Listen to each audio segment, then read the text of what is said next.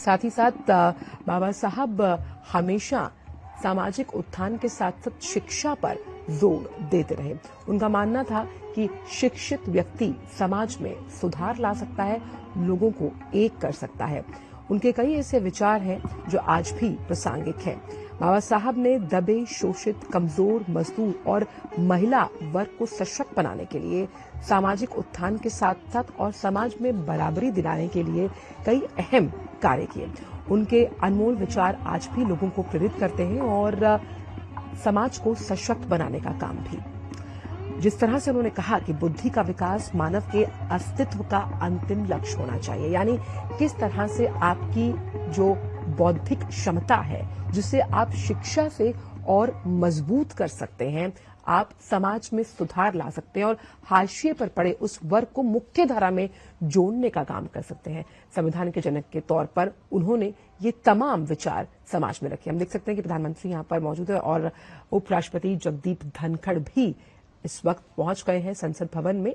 आज भीमराव अम्बेडकर जयंती है और यहां पर कुछ ही देर में जब कार्यक्रम शुरू होगा, इंतजार हो रहा है राष्ट्रपति द्रौपदी मुर्मू का। तो जिस तरह से भीमराव अम्बेडकर ने साफ तौर पर शिक्षा को बहुत महत्व दिया, उन्होंने कानून और व्यवस्था पर भी पुरजोर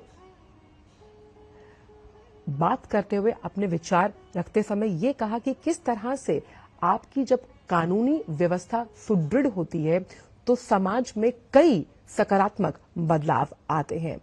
इसीलिए उन्होंने कहा कि इतिहास बनाने के लिए हमें इस तरह के काम करने चाहिए जो इतिहास हमें याद रखे। हमारे साथ विकास सारथी जुड़ गए। विकास, हम जब भी बाबा साहब को याद करते हैं तो संविधान जनक के तौर पर उन्हें याद किया जाता है, लेकिन वो बहुभाषी थे।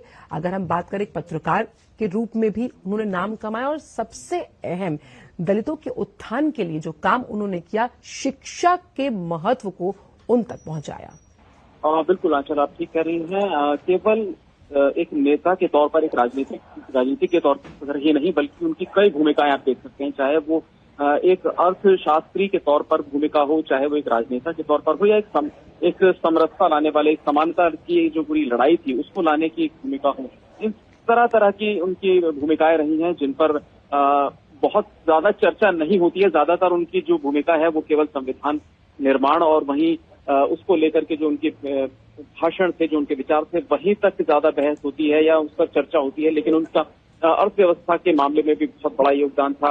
आप याद करें कि प्री इंडिपेंडेंस उन्होंने रुपए की स्थिति क्या है उस पर एक बहुत बड़ी किताब लिखी थी। उस पर एक डिटेल रिसर्च थी उनकी कि कैसे इसको सुधारा जा सकता है। जहां तक आप बिल्कुल संविधान की बात करें तो ड्राफ्ट कमेटी के वो अध्यक्ष थे, तो उनकी भूमिका सबसे महत्वपूर्ण हो जाती, क्योंकि जो भी प्रपोजल आते थे, जो भी प्रस्ताव आते थे, उन पर अंतिम निर्णय एक तरीके से ड्राफ्ट कमेटी को लेना होता था।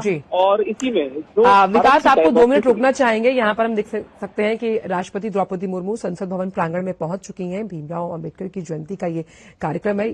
साथ ही साथ हम यहाँ पर उपराष्ट्रपति जगदीप धनखड़ को, प्रधानमंत्री को और लोकसभा स्पीकर ओम बिरला को भी देख सकते हैं। तमाम सांसदगण भी यहाँ मौजूद हैं।